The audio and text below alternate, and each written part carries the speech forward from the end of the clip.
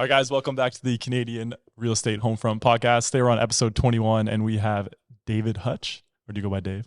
Whatever. My mom Dave. calls me David, but you can call me David too. He has a real estate team at Rare Real Estate. He's also well known on social media, and we're going to talk about that even more today. But special shout out to Lendlord for sponsoring this episode. If you want 3 months of premium access to their app, you can click the link down below, and we have more on them later. All right, Dave, welcome to the show. Thank you. Thanks for having me. Long overdue. Long overdue. We've been trying to set this up for like 6 months? I know. He was one of the first ones. It's like, hey. Brook prospecting.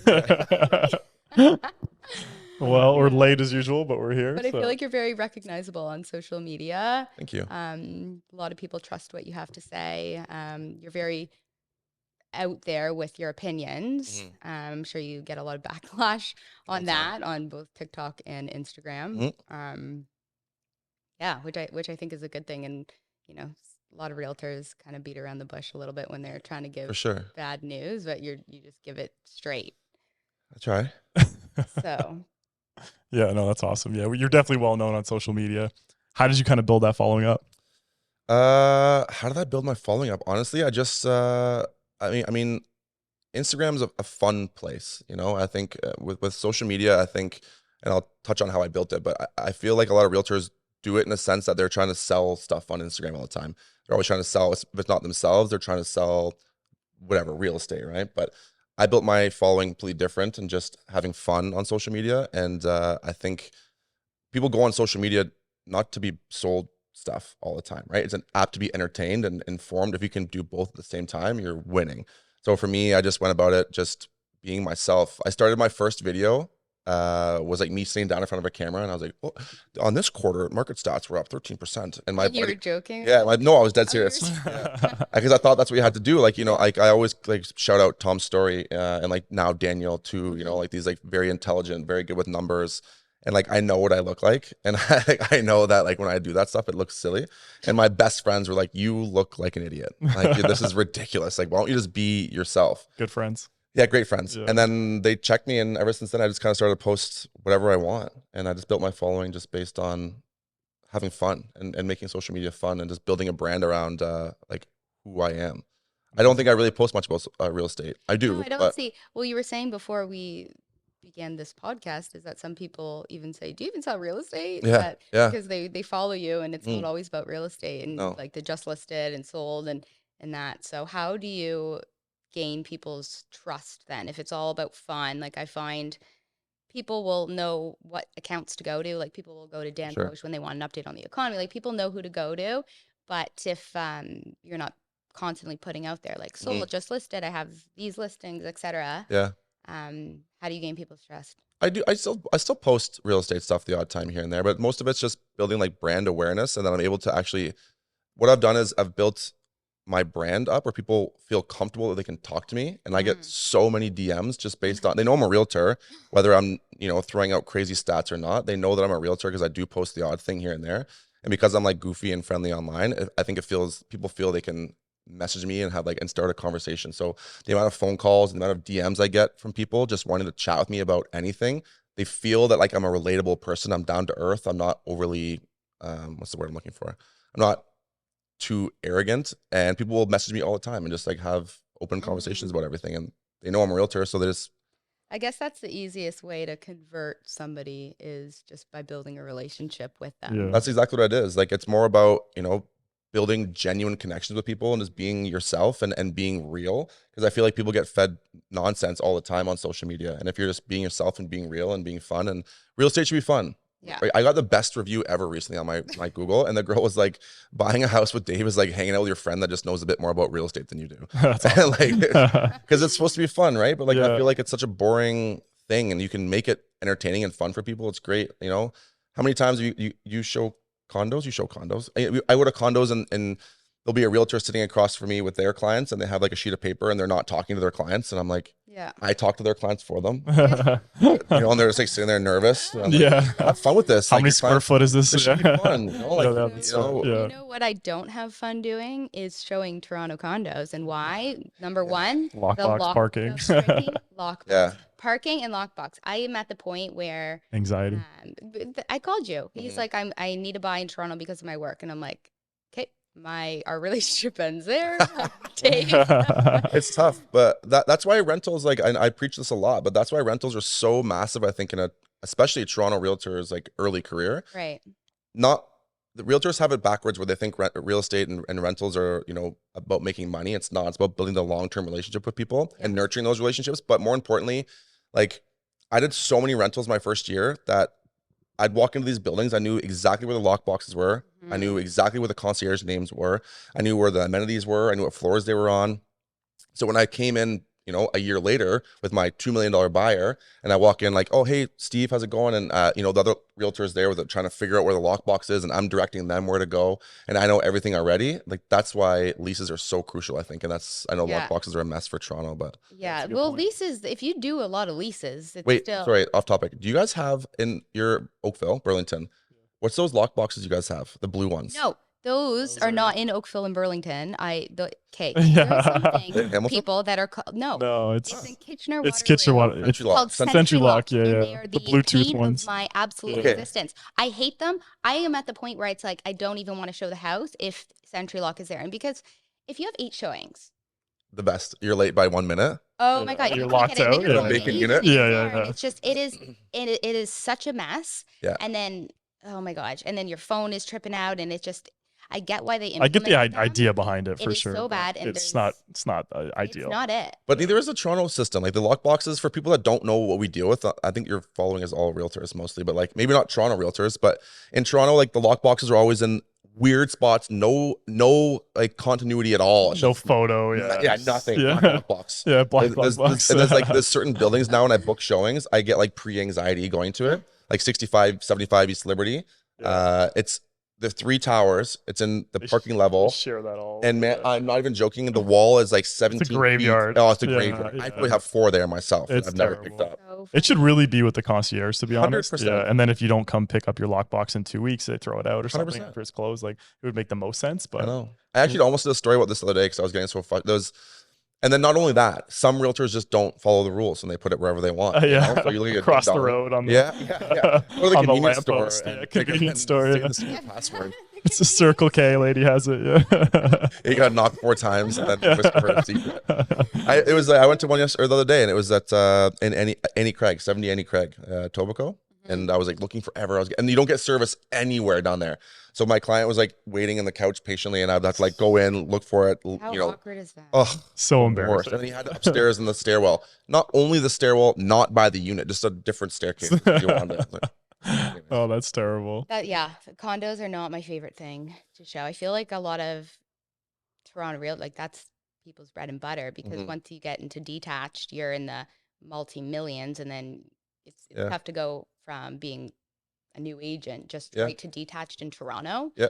So condos are kind of most people's bread and butter. So it's Yeah. a difficult world out there. And it's important for people to work with experienced for agents. sure. Not only for that reason. I mean, it's not the end of the world if your realtor takes a little bit trying to find the lockbox, Yeah. but it's Knowing like demographics too, right? Like I can go in certain buildings and I know downtown who lives there just from being there so many times, or right. putting in a bunch of, I know which ones are very renter heavy, very owner occupied heavy, whatever, because I've been to them so many times. Mm, And it makes a big difference, right? for sure. Mhm. Yeah. and Builds a lot of Talking trust. about rental heavy and owner occupied, I was listening that so rent is up from last year in Toronto 8% year over year. Crazy.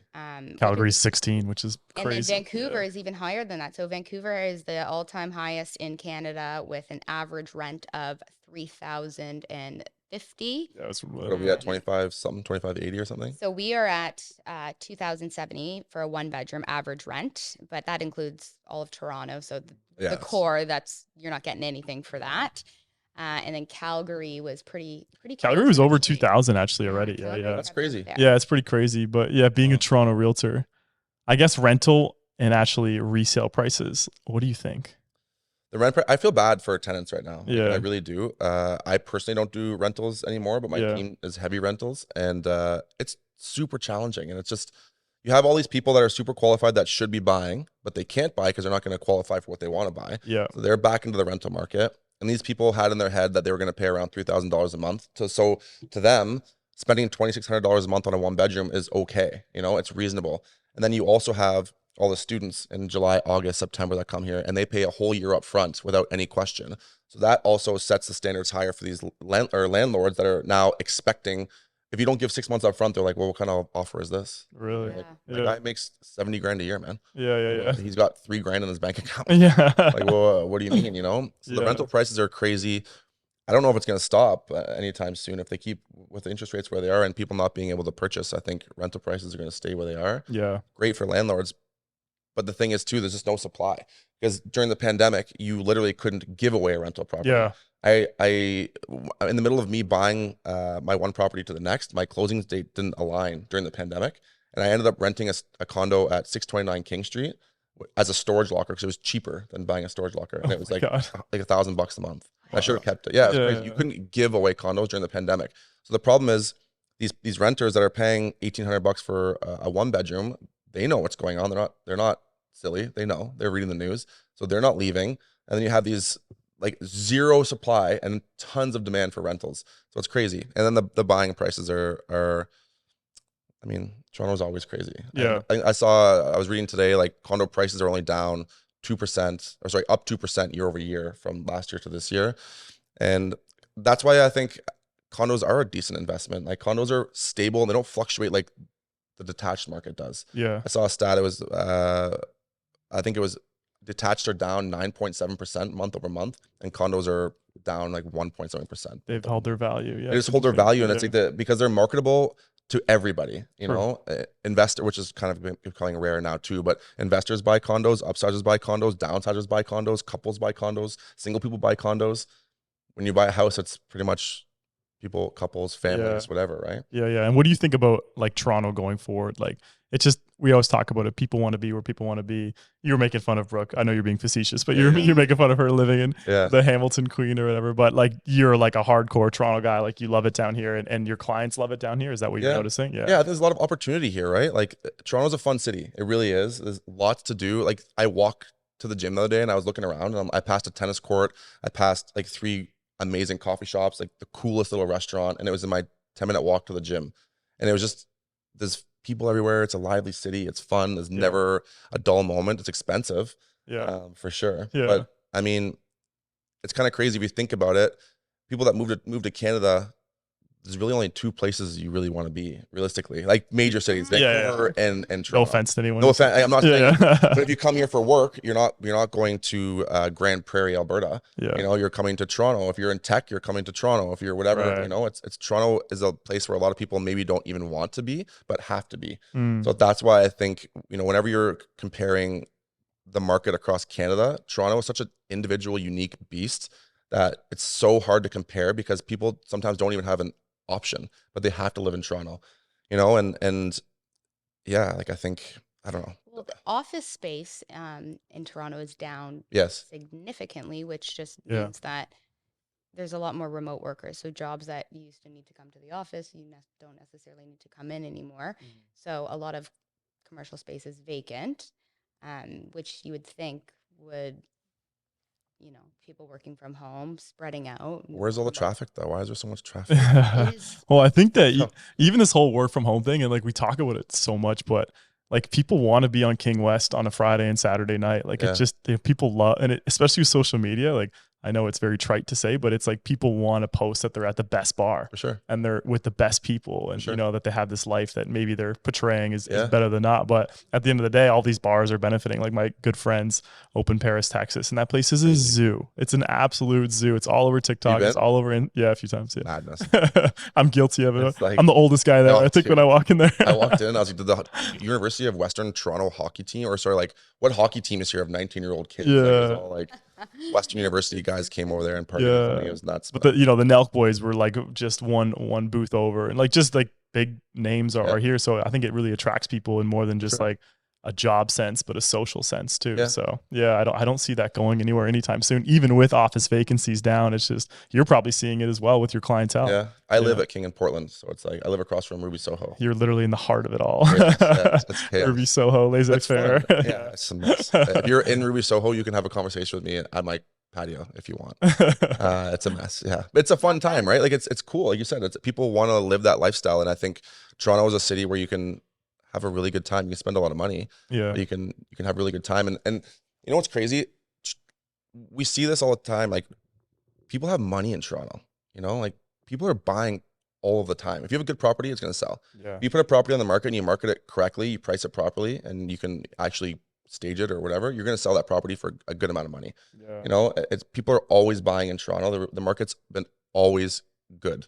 Yeah. You know, but it's always going to trend upwards. Like, even if we hit these little bumps and some people lose money and it goes down 10% dip or whatever, Toronto is the main city in Canada. Like, it's not the capital, but it's the main city in Canada. So things will always trend upwards. I think so. I think, what do you think is going to happen September 6th? September 12th? 12th? It's the 12th. Is it the 12th? Yeah. I've been telling everybody it was the 6th. We should fact check that before we put out this episode. Is it the 6th? It's the 12th. Check that. She might have not taken enough Vyvanse. She took too much Vyvanse today, but no, I think they're probably going to raise, to be honest. Do you? Just 25 basis points. Yeah. I think they're going to hold. I don't know. I was convinced. I actually have like active bets right now. Like over $500 worth of bets. But it's just like, you look at the real estate market, and maybe they will hold because of this, but we've had, how many rate hikes in a row? 10. I know they took a quick pause, but 10 rate hikes, and inventory is trending at a 20-year low still. Like, we haven't had this low of inventory, I think, since 2007 or something like that. The bond yield hasn't been this since 2007. Right. So it's, even though they're raising rates, like, we're still not getting what we want. And Tiff Macklin's still not seeing what he wants to want. And real estate's been so resilient because people can't upscale because it's like, well, now I can't afford it. Right. If you think about it, there's so many people in their homes right now that wouldn't qualify today to buy that exact same home 100%. They did a year or 2 years ago. Downsizing to break a mortgage right now. So people aren't moving. So there's so many people that are in the positions, and we talk about this a lot, that have either a ton of equity or are renting or coming up to renewal and downsizing, whatever. I don't think he's going to raise because of how much pain is in the market right now. I honestly don't understand and I'm not an economist, but I'm no Daniel Foch, but I genuinely don't understand what an increase would do anymore, other than just further hurt Canadians. I honestly don't understand what another 25 basis points would do. It's not going to slow the market. The market's already slow. I think people, too many people. Yeah, I honestly think people forgot to, like, I love Toronto realtors. I love realtors in general, and we forget like what happened yesterday. You know what I mean? Like, July and August are historically the lowest selling months for the last 8 years in a row. And we're like, oh, it's because of this and that. I'm like, yeah, but it was this fucking slow last year. Yeah, markets are cyclical. Like, it's seasonally adjusted. Yes, of course it's slower because interest rates or whatever, but the other thing that's crazy about Toronto in general, Toronto real estate, is that we are so heavily influenced by the media. It's bananas, and it's not BNN or Bloomberg. It's fucking BlogTO and nursing. And it's crazy. The second they put out one single article about any sort of positivity, everyone's right back on that buying train. Yeah, it's crazy. You see it all the time, and it's like, look at Q2. Yeah. I remember beginning of 2023, everyone said real estate's dead 2023. They're going to raise interest rates, and at real estate, no one's going to buy and sell. I had the craziest Q2 of my entire career. Yeah, and it was crazy. Madness. No one saw that coming. No one, no expert saw that coming. And then we might be facing the same thing in Q4. I think if they pause rates, I think you're going to see those people that were sleepy during the summer and to your point is why I think they're going to increase it, because what just happened, I know, like they said we're just going to pause it, and everyone went crazy. Offer dates came back, people were flying to Europe, like there's no problem. I look at RBC's consumer spending, and they talk about their credit cards and stuff like that, so things are slowing down. Europe trips are slowing down. Eating out is slowing down, so it is a good sign for the economy. So like things align with the fact that we're approaching the fall market. Kids are going back to school. Parents aren't out running around at cottages, traveling. September usually picks up a little bit. Spending kind of calms down when families are back and school starts and all of that. So some of these things are just the nature of a seasonal market. But again, you're right though. Go ahead. No, it's scary. It's funny because I was convinced they're gonna pause it, but that's how the inflation numbers come out, and I was like, I was just gonna say that. The inflation numbers came out, and it was obvious that it was gonna go back up, because when it came in at 2.8 in July, that a lot of it had to do with the gas prices year over year. So two ends of what is included in an inflation rating, like how volatile they are. If you take that out, then it's not necessarily like, oh, this huge dip and this now increase. It's still coming down, but we had that dip because of the year over year and the volatile parts of an inflation meeting. We did miss badly though. But obviously would go back up after now we're in a Yeah, new but month. we're supposed to be 3%. We were 3.3. So Yeah. that scares a lot of people. Yeah. Like, I know inflation's the buzzword of the last couple of yeah. years, but And basis points. yeah, like, look, Yeah. everyone knows basis points. Everyone knows that they have to kill inflation before they do anything. So yeah, with the bond yield rising, like now it was like at 4.1 something. So now you're looking at a mortgage rate of over 6 if you want to qualify. So it's, we'll see. I don't know. It's all prediction here and there, but I actually was going to do a post on my story that was, I didn't want to bother Daniel though. I was going to say, we just go back to saying percentages instead of basis points. Instead of basis points, Every realtor now just says basis points. They don't even know what they're talking about. 0.25% instead of 25 basis points. Just basis points. It sounds cooler. Yeah. Do you think it's a good time to buy? Yeah. Depending on, you know what? It depends on your situation. This is what I say to every single buyer client that I have. And I mean this like wholeheartedly, that it's a good time to buy for each individual person. And it doesn't even matter on what the market's doing. It depends on how you are, what your financial situation is, where you are in your life. Like, it's a good time to buy for when you're ready.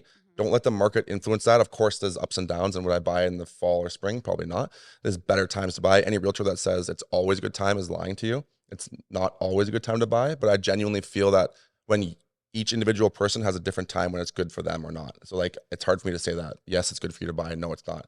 For me personally right now, I'm actively looking at deals because there are a lot of deals out there. There's a lot of condos in the market that have been sitting for 30, 40 days with a tenant inside that's messy. You know, there are a lot of really good deals, even like multifamily residential. There's a lot of like, I sold a semi that's 3 units for 1.3 something. It was like tiny property, but crazy. That'd be 1.7 a year ago. You know, because it had like 3 tenants in there that were disgusting. Oh, I shouldn't say that. They had 3 tenants in there that didn't live the nicest. Cut that part out, I'll get canceled. You'll be all right. To me personally, do I think it's a good time to buy? Yes.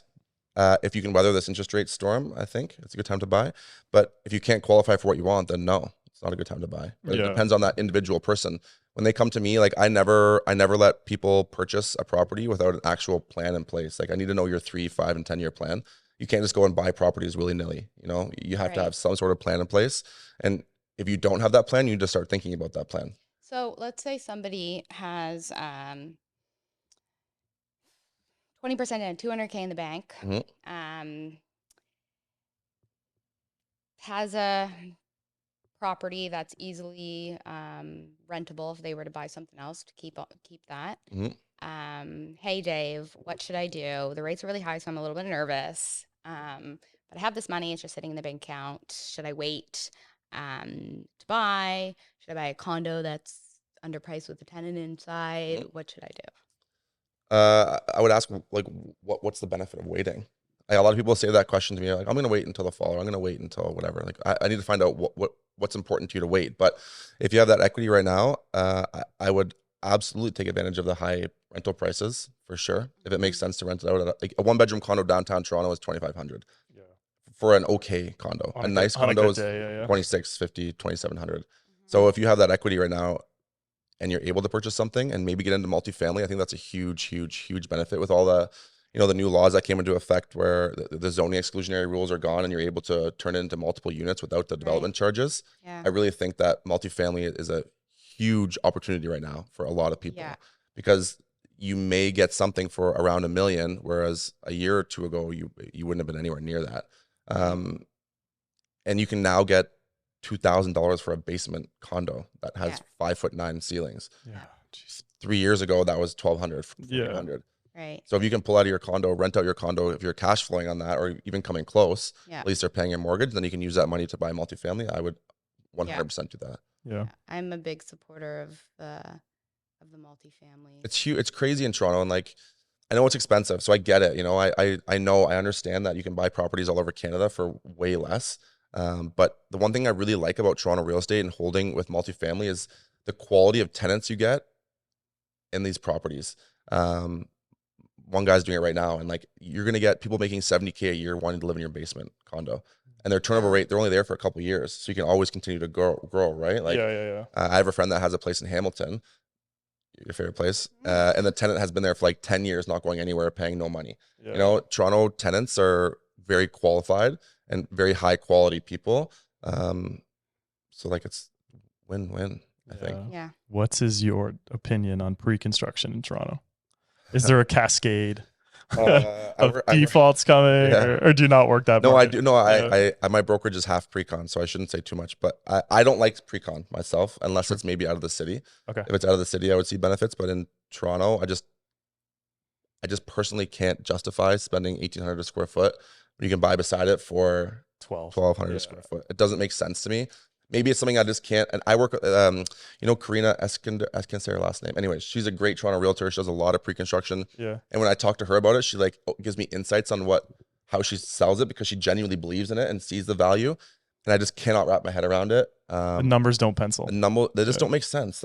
Why do you think people get so I don't know the right word, but they get so like hyped up for pre-con, and then you as a smart realtor, you show them something and you're like, well, you can buy this, at X amount less. And do you understand that your place has to appreciate 40% in 3 years and get appraisal, and they still go ahead and do it? Mm-hmm. Is it because it's the new shiny object, or do builders really just do that good of job of marketing these properties?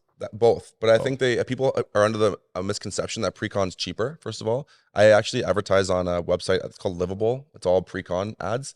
And every single call I make, they have their script. I have my script. They have their script. They think it's cheaper than resale. They think that it's a extended payment plan that you can just make payments whenever your little heart desires. You know, I want $2,000. It's not. You actually put more down on you would on like a $500K condo pre-con than you would resale. Yeah, you got to put 20%. Right. Yeah. And it's not like some luxury extended payment plan. You're putting down 20% in 180 days, maybe a year, maybe 15% in a year, and 5% on closing. Yeah. But it's not like it's still a lot of money up front.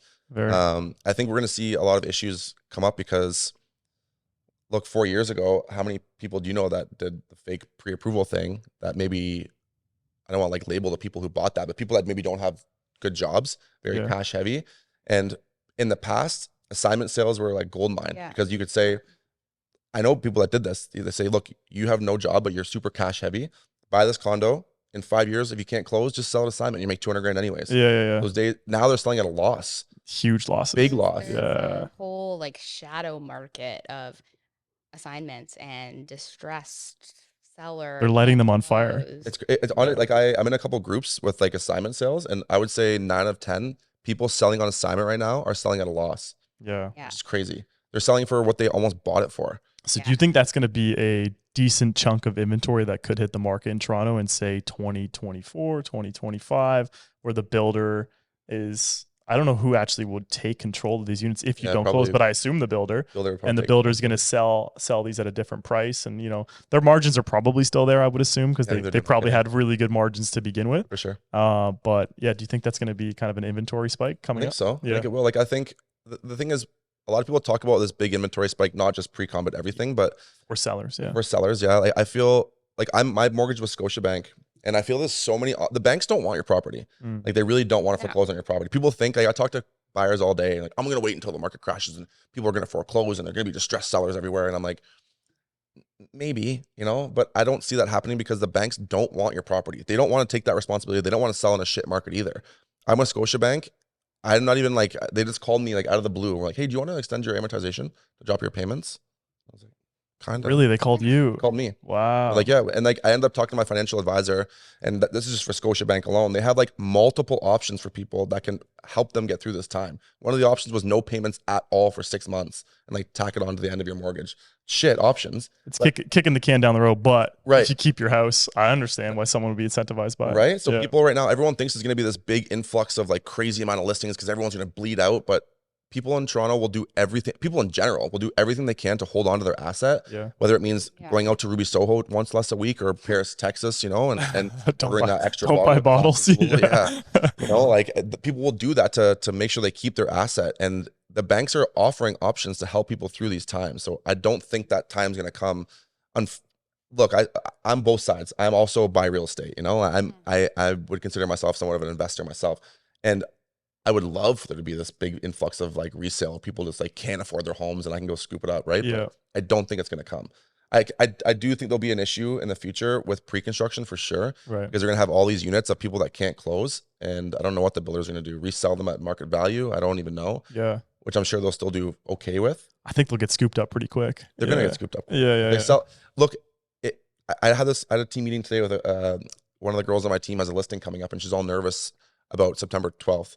And she's like, what happens? Whoa. And I was like, who gives a shit? I'm like, if the Yeah. property's good and the property's nice and you market it properly and price it correctly, it's going to sell. For sure. Sure, it's not going to Especially in this market. Like, Right. you know, if you're out, I don't know, I guess in New Brunswick somewhere, yeah, it's a little different Right. story. But if you're in Toronto, you shouldn't be nervous. Yeah. The only reason you should be nervous about not being able to sell a property is you haven't done your job right and you're overpriced. 100%. Yeah. Like it's funny because when I was like maybe a year ago, I was looking at different ways to generate leads, and I was like, what about expireds? And the best advice my broker record was like, there's only one reason why a property doesn't sell in Toronto. There's only one. Overpriced. Yeah. The seller's unrealistic. There's no other reason. It's not even just in Toronto. I say that all the time. Like people, people will talk to me in, you know, Burlington, Oakville. Like those markets are still good. You know, I've priced it good. The marketing's good. It's just not selling. I'm gonna do an open house, you know, and I'm gonna bake cookies. And I'm like, you need to go to your seller and have that hard conversation and just tell them, hey, you know, we're not getting the traction that we want. We haven't got an offer yet. We probably need to drop the price $100,000. Yeah. And then just don't speak. Yeah. Let them talk. Yeah. That's true. It's like, it's a bad conversation to have, but if your property, even if you're a seller right now, this isn't advice because you're under contract with someone else, but if your property ain't selling, you got to look at the price, and that's just the reality of it. Yeah. This episode is brought to you by Lendlord. Lendlord's an easy-to-use app that is perfect for landlords or property investors. It allows you to track your cash flow or IRR, and there's a suite of other features within the app. You can get started for free down below in the description, and you can even use it as a deal analyzer that will help you make the right decision on your first rental property. We thank you guys so much for the support, and we're so excited that we're partnering with Lendlord. It's the truth. I know there is 3 months of inventory, so we're in like a buyer's market. Yeah, it was like 38%. It was a sales and listing ratio. Yeah, so like you look at, like, for example, cookie cutter homes in Hamilton that you can find. Is she about to defend her price right now? she's about to be the realtor defending her overpriced listings, but I guess here we are. Let's hear it. Okay, I'm gonna tell you guys a story. Here we go. Oh, I love this. The one open house lead that bought. Okay, go ahead. Is that is that the story? No, it's not the story. They think they're so funny. Go ahead. Guys teaming up on the girl. Okay, so have a listing, list at 2.799. I was like, okay, this is a little high, blah, blah, but we can start there. We might have to drop the price. I think it's high. Anyways, took me 3 months to sell it. Okay. And I'm like, it's price. But I also looked at comparables and I'm like, I actually don't want to tell him to, like, absolutely just reduce your price just to sell it. If you're not in a position where it's like, I need to sell because I bought, and you're not in a rush, if the comparables are supporting my price and I have a lot that's different than what you can find, or I have something better about this property that makes it on the higher end of what you can get on that street, for example, I don't want to lower the price just because it's not selling, unless the seller needs to sell. Yes, everything will sell for a price, especially if you lower the price low enough, it'll sell. Yes. But after 3 months, we ended up getting 2.6 after dropping it to 2.7. So we were pretty close. Whereas my co-agent too, like we were looking at comparables and it's like 2.4, 2.5. But if we had just went right to that, I could have got a deal done a couple months prior with lowball offers coming in. So sometimes holding out is not the end of the world. No, buyers for every property. Yeah, right? If you have the time, there's a certain buyer for every single property. Like it's just, and they'll pay the price, right? Like someone will love it, or like. But you did drop the price. Did I hear that right? I dropped the price $100K, but I started and I said it was high. Yeah. So my sale to list price ratio was very high. When the recommendations from everybody's like, you need to drop the price to like 2.5, 2.4. But you ultimately got it sold because you dropped the price. We got it sold. We ended up with a higher offer than if we were to go to that price drop that everybody wanted us to. Oh, okay. I see what you're saying. Yeah. We held that's an aggressive price drop. 300K would have been aggressive. Yeah. We didn't work with the lowball offers. We had like 3. We would go to counters and we wouldn't go down to them. And we held strong, and we ended up making more for the seller because it's a bit of different price point too, right? Yeah, that's the high 2s. Yeah. I mean, I was more being like $500,000 condos, $700,000 condos, like 50K price drops make a big difference, right? That was a subtle flex, eh? Like I had this one listing for like $5 million. We dropped it. Well, it was my most recent story that took me 3 months. Like I have most of my listings are obviously like 7. Yeah, usually, yeah, that's kind of usually your sweet spot. But it's like the price drops are much. Have you ever dealt with, this is random, have you ever dealt with a wooden foundation in a home? I have. I'm dealing with it right now.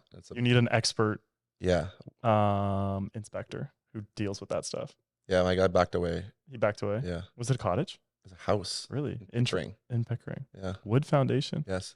I sold a cottage, didn't want to sell it, but they loved me. So they had a wood foundation. I was like, oh my God, this is way over my head. Yeah. And then found a local inspector, and he was good. I think the toughest part was he got quotes for like between 50 and like 250 on how to like underpin the property, if it had to get done or not, whatever. Yeah. So it was a huge gamble for him. And he was like, I don't blame him. Yeah, me too. Yeah. It's a tough one. Sorry. Hamilton. Let's talk more about Hamilton. See the firm offers in those days, like you wouldn't have been able to. I know that like that. Actually, it says the foundation type on the listing. That needs to be. But that's what I think. The agent for this property, she's nice, sweetheart. I'm not sure if she follows me or not, but I think she's waiting for that because she wasn't willing to budge at all on the price. And I was like, I'm not sure if maybe you don't understand the problem with wooden foundation because this is new for me too. Yeah. Or you're just waiting for a dumb Toronto buyer to come and not do a home inspection and buy a firm. Yeah. And then just gonna take it. It was a sick house too. I'm always even if it's like the house is like new, I'm just like, you should get a home inspection if you can. It saves you so much liability and stuff like that. One of my friends is a realtor in Ottawa, was a realtor in Ottawa, and he said like it's almost like he's never heard of a not home inspection for a home. He's like, you guys don't do a home inspection? That's madness. What do you think that the seller before listing it or the buyer is guaranteed to do a home inspection with, there's a little bit of gray area, but going forward, what do you think about that? What's the question? So do you think that the government should implement that every home gets a home inspection? So. Even if you're competing, you can't remove it. Yeah. That's crazy. Like I have a lot of, we just sold one in Kitchener actually. And the girl was like a single female and the people were trying to push for a firm offer. I'm like, this girl, not that men are female, but like even me, I'm actually, she's probably more handy than I am actually. Yeah. I couldn't even change a faucet. But like imagine walking into a house as a single female and there's a massive issue. Like she's already extending her budget to buy the property. Yeah. And then maybe down the road she finds out a huge issue. It's 20 grand a mold. Yeah. I'm like, no, we need to keep this home inspection. I think it's crazy that we don't have a must for home inspections. Yeah. Crazy. Yeah. 100%. Crazy to me. Even when I get offers and there's no home inspection in it, and you can tell the buyer's a little bit new. I'm like, obviously it's good for my guy, so like I'm not gonna say anything, but I'm like, oh, like same with status certificates for condos though. People get rid of those? That is important. There was one, I swear to God, recently. Buyers don't know what a status certificate is. Why don't you literally tell people what a status it's like a status certificate would be like the equivalent of a home inspection for a condo. It shows like the building's financials, any litigations against the property. It shows all like the reserve fund, how the building's been managed, special assessments, any sort of issues like that. You need to have this reviewed by a lawyer. Yeah, not your realtor. No. Yeah, I get that. The realtor's like, can you send me the status? I'm gonna look at it. Like, what are you gonna look at? 145-page document. Yeah. Talk to me in a week. It's crazy. Like the one girl was trying to push me. She's like, yeah, but she tried to push my client to go. We were the only offer. And she's like, you got to drop your status condition. Get out of here. My lawyer will do it by tonight. Yeah, but he needs to do it. You don't even have it. So once you can give it to me, and she's like, but look, if you look at the history, have it. She didn't have it. She didn't have it ordered yet. And she's like, if you look at the history, there's been tons of transactions. I'm like, it doesn't mean that you've paid your condo fees or your sellers paid your condo, or they don't have like a lien against the property. Yeah, exactly. Like there's so much to it. There was one, I think I don't know if it's Capriel 25 in City Place. And they had that's a joy. Yeah, they had one of the elevators had to be completely removed, and the special assessment for each unit was like over 10K. Jesus. Crazy. Imagine not reviewing that, and then you buy it, and then in a month from now, after you just dropped 100 and something thousand, you got to pay another 10. You'd kill your lawyer. You'd kill your lawyer, your realtor. You would be so frustrated. It'd be such a challenge. These things probably happen though. These things probably. Of course they do. Yeah. Toronto, I guess realtors in general, like real estate's a wild place. I feel like you should have to. When I was getting my license, I was like, this is crazy. I got to pay all this money and get all these courses. I feel like it should be more. It should be way more. You're handling people's biggest assets, and and a lot of people don't have a high school education, and then they go into sellers that know nothing, and then crazy. It's insane. I've had offers come to me on the listing side where the agent has literally been like, I don't really know how to do this document, so like, do you mind just doing it? I had the wrong address. I had the wrong like the condo corp was wrong. Like this is last week, and like we signed it back, and I was like, just letting you know, like you did all this wrong. Like, do you want to send me another one so you don't have to send this to your client and be embarrassed? Yeah, you know what I mean. Like you want to just be like, oh, I just messed up. Like let's resend it, and she ended up resending it and redoing it herself because it was so off. Like address was wrong. address was wrong. Like, Yeah. That's bad. yeah, well, you have an assistant. Like, if you know Yeah. you can't do paperwork, okay, I'm gonna make sure like someone can do it for me. But it's so important. Have you heard of fast offers? No. It's like the best. Like, you have an assistant too. Yeah. So like, fast offers is a platform online that like writes your offers for you. But like, Oh wow, you have to review it, but it like writes it for you completely. All you gotta do is like plug in the name, the price, and the conditions, and it writes it like perfectly for you.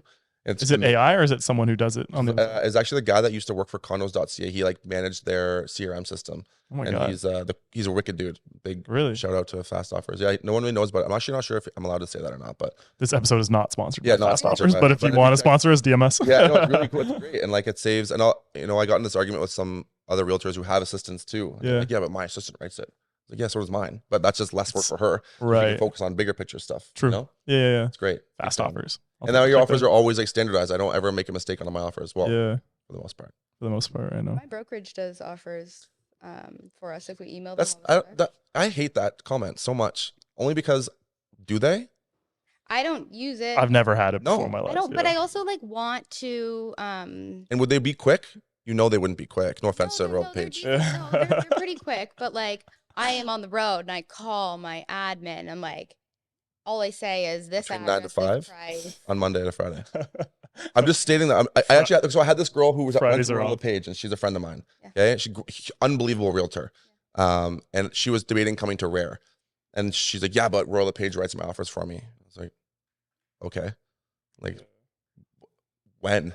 Like, there's no way it's quick. No offense to Royal LePage, I'm sure they're great. Yeah. But what happens if you have an offer to change at 9 p.m. on a Sunday? Are they doing it?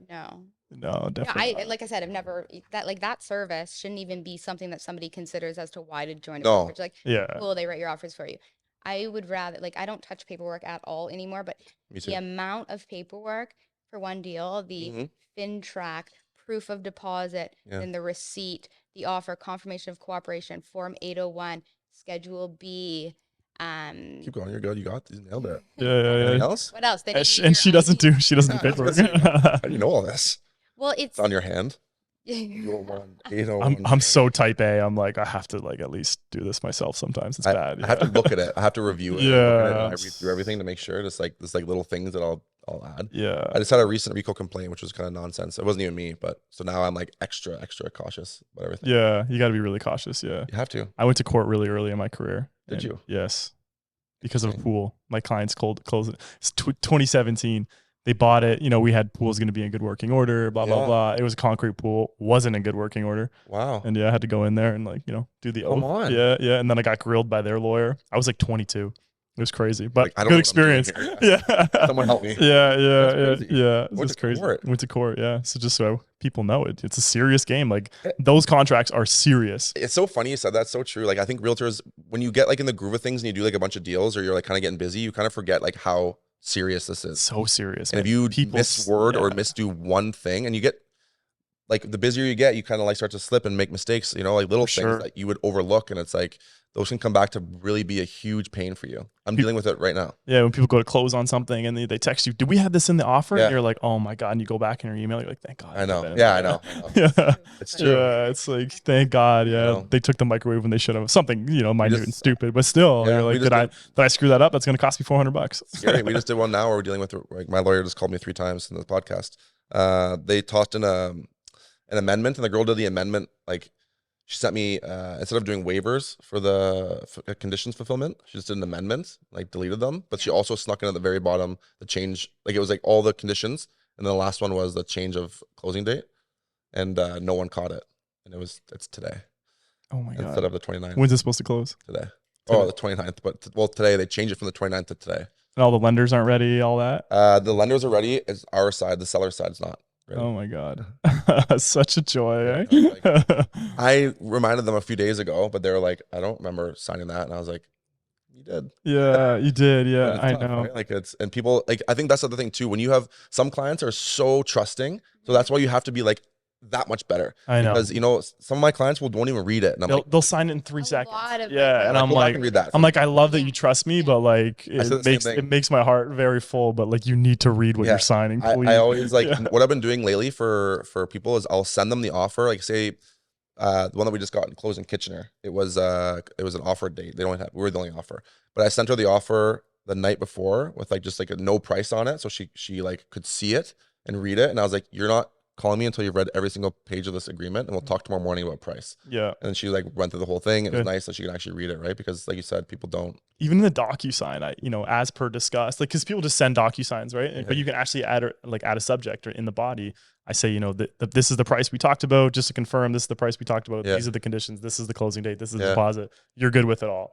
So you at least have some sort of track record of like you having a conversation with someone. But We did. I learned very early on in my career, I had an issue too, where they waived a condition or something. I forget what it was exactly, but they waived a condition, and I just didn't put it in the agreement. And then they didn't really, I guess I didn't like explain it properly, so they didn't really understand it. Didn't end up being an issue, but it could have been a massive issue. Yeah. And my lawyer at the time was like, whenever you're doing your documents, just put the wording in there, and then you can cross it out. Take it out. Yeah. Right? I still do that to Me this too. day. Yeah. Or Form 127. Oh, you got me there. Yeah, Form 127. Two people who don't do their own deals. know every form.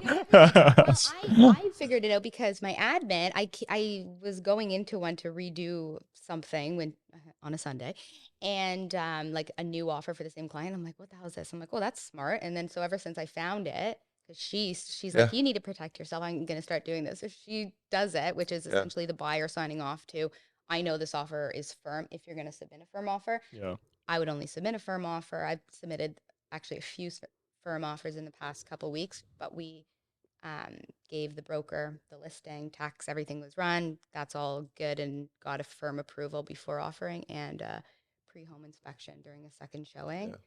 Oh, you had a home inspection? Pre-home inspection. I do it a lot. For showing? A lot. Like, yeah. So you ask the agent. You have to get. That's rare. Most people in Toronto won't allow you to do that.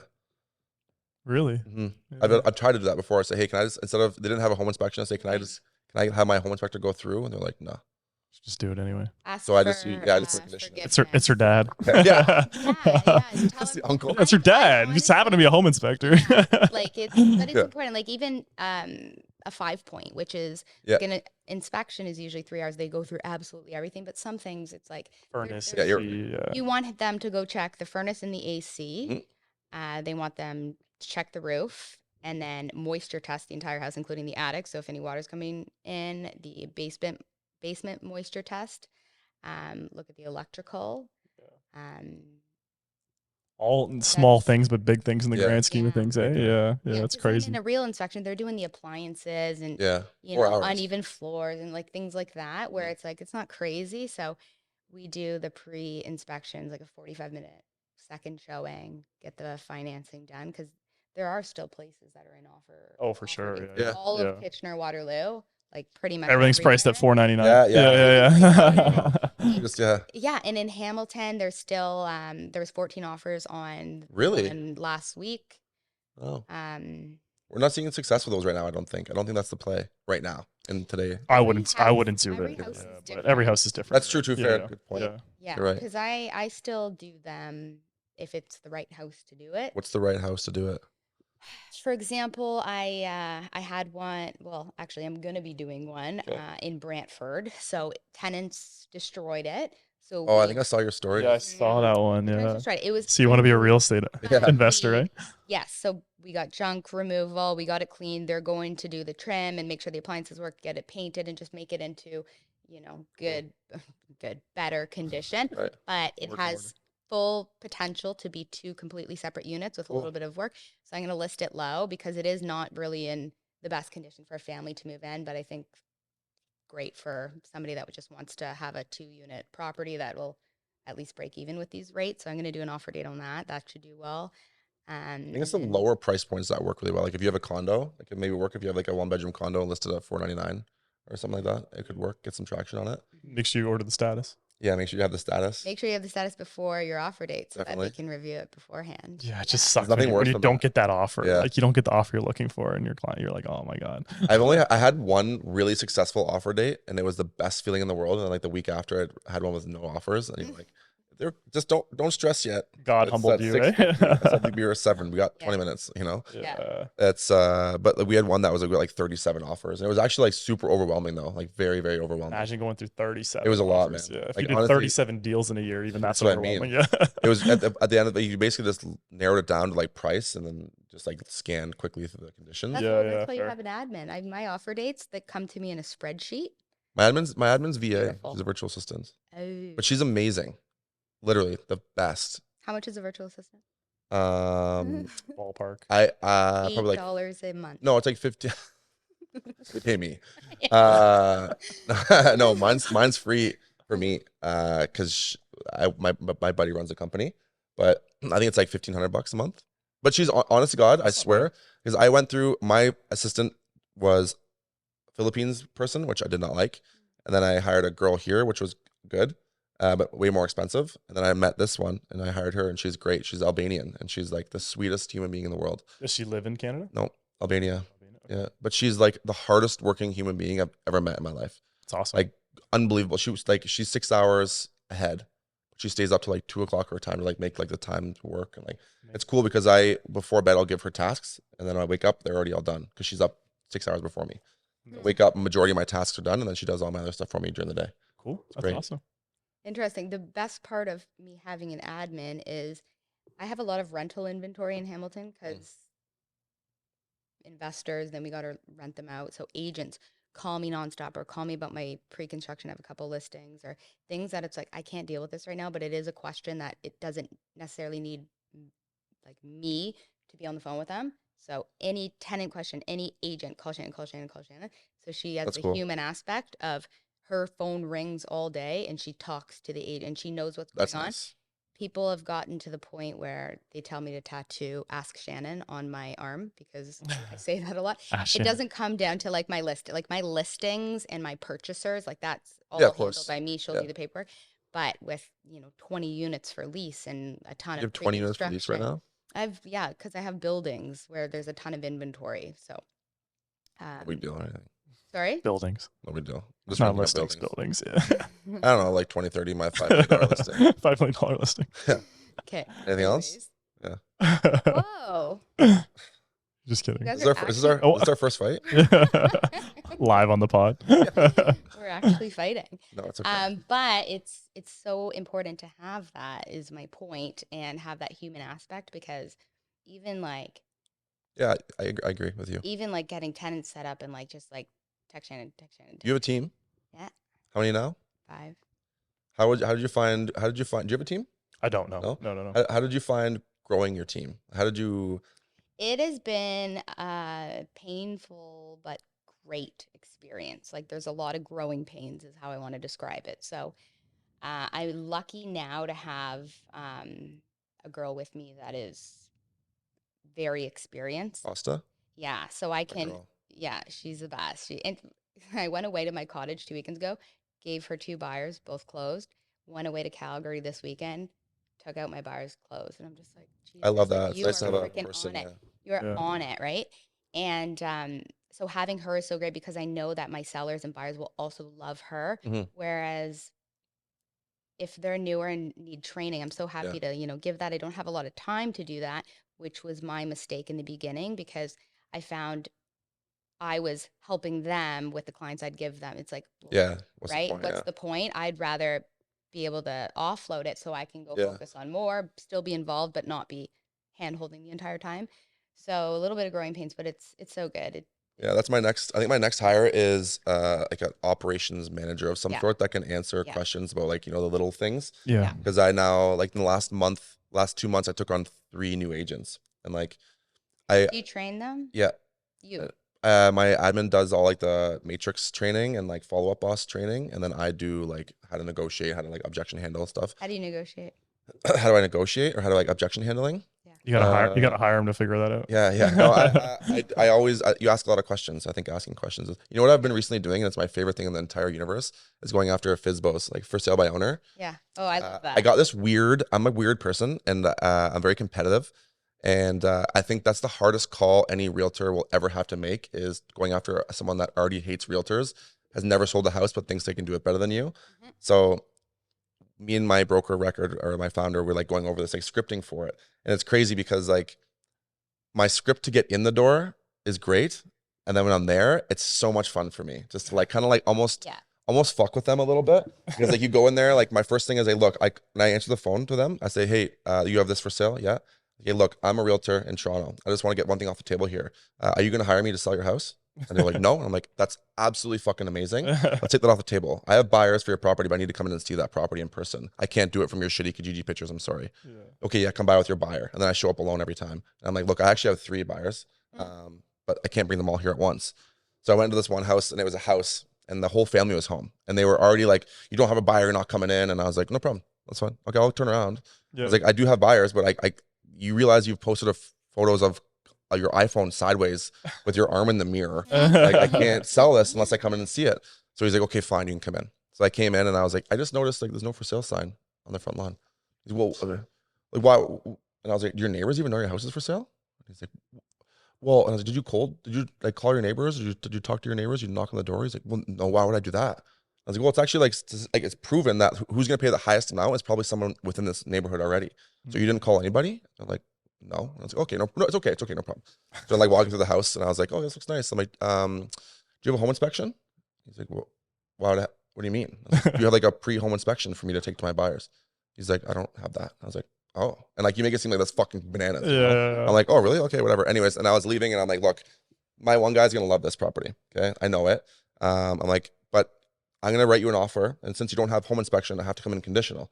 But I'm gonna send you the deposit if it gets firmed up on the price. I'm like, where do you want me to send the deposit? And the guy's like, just send it to me. I'm like, send you. Send you $100,000. I'm like, client to send you $100,000 wire transfer? Yeah. And I was like, do you know how fucking bananas that is? Like, how crazy that? And I was like, you don't have a trust account set up with a lawyer? And they're like, what? And I'm like, never mind, it's okay. We'll figure this out. And then they, not always, but sometimes they'll call you back and be like, hey, like, I have a question. I have questions, and I build that. They're not going to sell their house with me, but funny. In the future they might use me. Reverse psychology. It's so much fun for me to like, because they leave feeling so silly. And it's nothing wrong. Everyone has the right to sell their own property. Every person, there's nothing wrong with for sale by owner. Yeah, I totally understand the desire to do it, and I have every right to do so. It's funny when people have never done it that they think they can do better than people that do it every single day. Yeah, and then when I just go in there, I don't make them feel silly. I do, but in a nice, friendly way. Yeah. And I just offer advice, and it's like fun for me to do that. And I just build that relationship out, and then that's really cool. Yeah, it's fun. That's awesome. Anyways, we always like to ask some people like one last question.